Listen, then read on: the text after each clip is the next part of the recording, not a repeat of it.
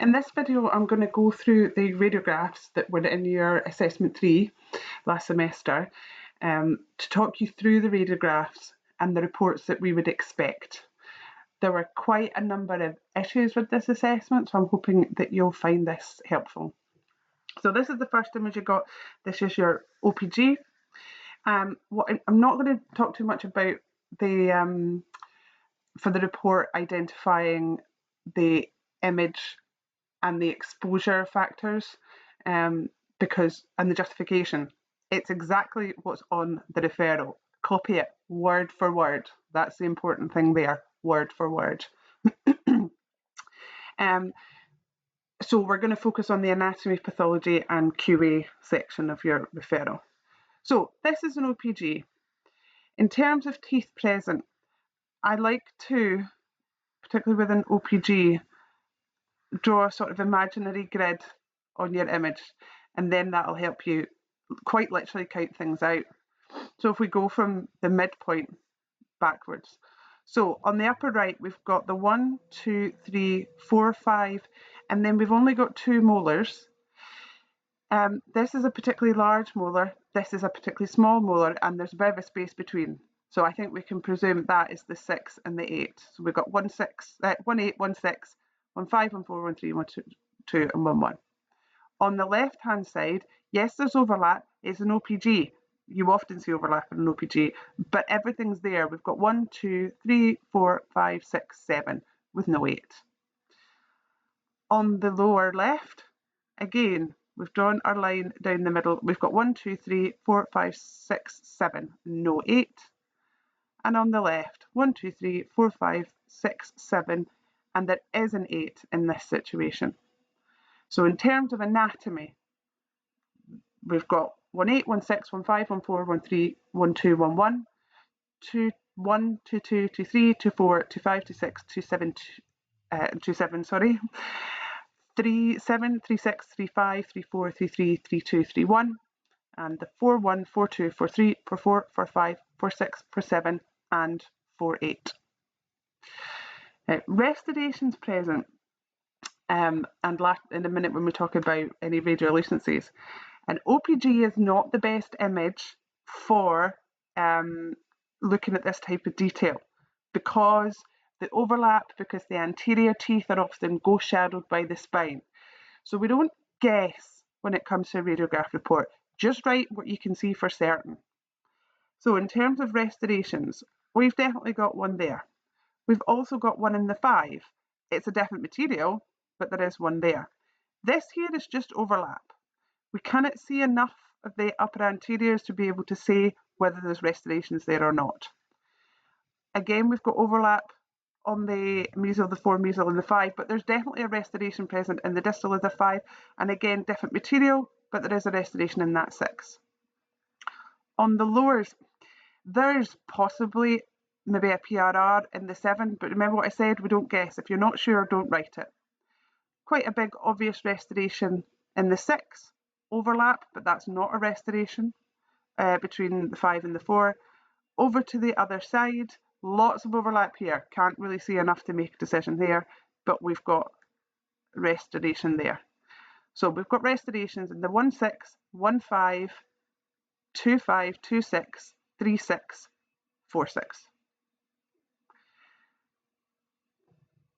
With regards to an OPG, there's an awful lot you could write about other anatomy, but for the purpose of the reason why this radiograph is taken, they're looking at teeth and bone levels. Unless there's anything important to note, there's nothing to see there. Now, for pathology, just going to take all those markings off so you can see what I'm talking about here. Radiolucencies wise, the only thing that's clear on this is there's something going on there on the distal of the 4, 7. So I would mark that as a radiolucency. I would say we're probably into dentine, but only just. So therefore, ICTAS RE3. The only other pathology that I would note on this, let me erase that ink, is the partially erupted, unerupted, impacted 8 on the 4, 8. So this tooth is obviously not at the right angle. And I would say there's probably some radiolucency associated in the bone with that, so maybe some infection of some sort. But the main thing to note is the impaction of that tooth. Bone levels, not particularly significant. This is probably the worst area here on the distal of that molar, maybe about 20%. The rest of this looks pretty normal, so 20% bone loss, or 10 to 20%, with that being the worst affected area. QA, this is a perfectly good OPG. For the reason it was taken, this is acceptable. Yeah, there's overlap, yeah, there's ghost shadowing, but you get that in an OPG. So with regards to the report, as I said, I've missed off the bit about image justification and exposure factors because they're on the radiograph. But that's exactly what I would be writing there. So 10 to 30% bone loss. We've got there uninterrupted or impacted, however you want to word that. An acknowledgement that the 8 isn't right, and the radiolucency. For the second image, a lot of people seem to struggle with this. There's a mixture of dentition here. There's permanent teeth and there's deciduous teeth. It should be pretty straightforward for you to be able to identify that. There's some very clear indications that we've got permanent and deciduous teeth, given that in this area and this area, you can see both the deciduous and the permanent tooth. Also, there's a very clear distinction between this tooth and this tooth. We've got thicker enamel, we've got more dense, more dense dentine, a much bigger pulp chamber, longer roots. You know, it's quite clearly a permanent tooth next to a deciduous tooth. Now, these are both molars, so this can only possibly be a 6 next to an E. We've got 2 molars, so that has to be a D. Now, if we correspond that with the uppers, now yes, we cannot see, it is a bite wing, but we cannot see the root structure on the upper teeth just because of the way the radiograph's been taken. But we can see 2 molars next to each other, one looking considerably different to the other, i.e. much bigger. So this is going to be a 6 and this is going to be E. And then we've got a space. So where the D was, it isn't there. So in terms of teeth present, this is obviously the left-hand side. So we've got 2 6. We've got 6 5. We do not have a 6 4, and we have the very corner of a 6 3. On the lower, we've established this is the 6, so we've got the 3 6. This is an unerupted 3 7. My apologies. If this is the E on the lower left, it's the 7 5 and the 7 4. And then unerupted, we've got the 3 4 and the very tip of the 3 5. So you should be able to quite easily identify on a radiograph what are deciduous teeth and what are not. Bone levels, this is a child. There's nothing to say about bone levels. There'll be areas of resorption, there'll be areas where you can see bone and where you can't, and it's just because of where the teeth are erupting. So bone levels are normal. There's also no restorations present. For pathology, we've got 2 areas of radiolucency. We have here and we have here. This is unlikely to be pathology. We remember the anatomy of our deciduous molars. This is an E, so it's just a little 6 and an upper little 6. There's a cusp carabelli sat round here, so all we have is a less dense part of tooth versus a very dense part of the tooth. So 2 areas of radiolucency into dentine. This is our somewhere between outer and middle third. So you could call that an ectas 3 or a 4. That would have been fine either way. This area, however, is definitely involving the pulp. So that needs to be a 6. And the other way we can tell it's involving the pulp is because we have a very clear bony radiolucency here. It's interradicular because it's up between the roots. It does extend to what's the apex now. However, there's quite significant resorption on this root. Early resorption, pathological resorption. That's not the same as it's just resorbed because the tooth's erupting. This tooth is quite far away, so it shouldn't be that resorbed yet. So we have pathological resorption associated with that root. And then this is anatomy, not pathology, but this tooth is unerupted. It's different from the previous, the OPG, which was an adult, and that 8 was impacted. That's pathology. But an unerupted is just an unerupted tooth on a deciduous radiograph. Now, with regards to the QA for this radiograph, just to look at, it's fine.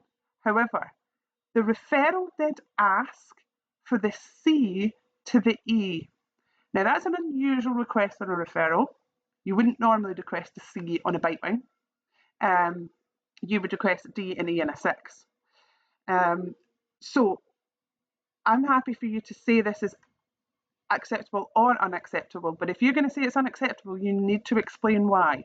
So if you're calling this unacceptable, it's unacceptable because it doesn't include the C, and that was what was requested on the referral. But I would call this acceptable because why would you want the C on a bite wing? So there's your report there. Spot my obvious error. That should obviously be a C and not an A.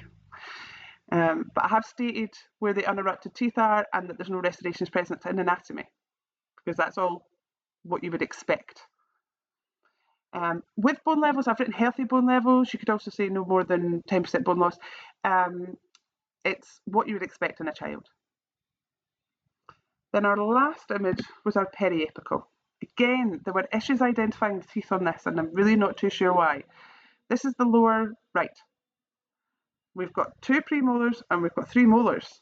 So it can only be the 4, 4, 4, 5, 4, 6, 4, 7, and part of the 4, 8.